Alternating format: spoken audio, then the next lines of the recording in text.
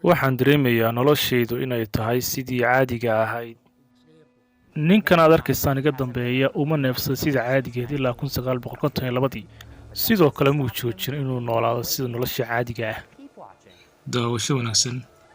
Hallow, magacaygu waa Paul Alexander, laakiin dadka qaarkii waxa ay igu wacaan ninkii lahaa sanbabka birta ah. Tani waa sheekada buuxda ee Paul. Markii uu jiray 6 sano ayaa waxaa ku dhacday xanuunka la yiraahdo polio, taasoo kaga dhacday sanbabka. waana xilligii ugu xumaa ee uu xanuunkaasi ku fido wadamada caalamka sida hadda uu caalamku ugu fiday xanuunka la yiraahdo coronavirus-ka. dadku waxay xiran yihiin maaskiga xilliyada jaamacadaha, iskuulada iyo goobaha shaqada. Markii kuugu horeysay maxaad dareentay markuu ku dhacay polio? Waxaan dareemay xanuun anigoo ciyaaraya kubad, kadibna waxaan u cararay dhanka hooyaday. kadibna hooyaday waxa ay rugtay dhinacyada. kadibna way fiirisay, kadibna way garan weyday, waxayna tiri kan inankaygii maaha. muddo 5 maalmood kadib waxa aan waayay wax walba.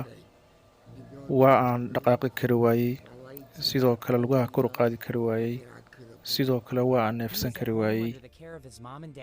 dhakhaatiirtu waxay ku yimaada sidoo kale waxay eegayeen dhanka hooyaday, waxayna u ordayeen dhinac walba. sidoo kale waxay isku dayeen badbaadiyaan, waxaana igu xidheen sanbabka birka ah. tani waxay tusaale u tahay qof walba inuusan isdhiibin, laakiin yara sug waxaad arki doontaa wax kale.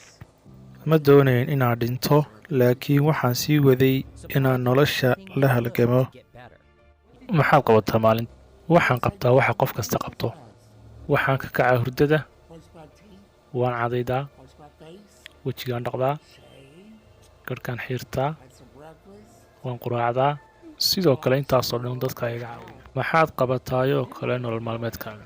waxaan akhriyaa buugta, sidoo kale waxaan bartaa waxyaabo kale, sidoo kale waxaan sawiraa sawirada, sidoo kale waxaan nacebahay inaan daawado TV-yada.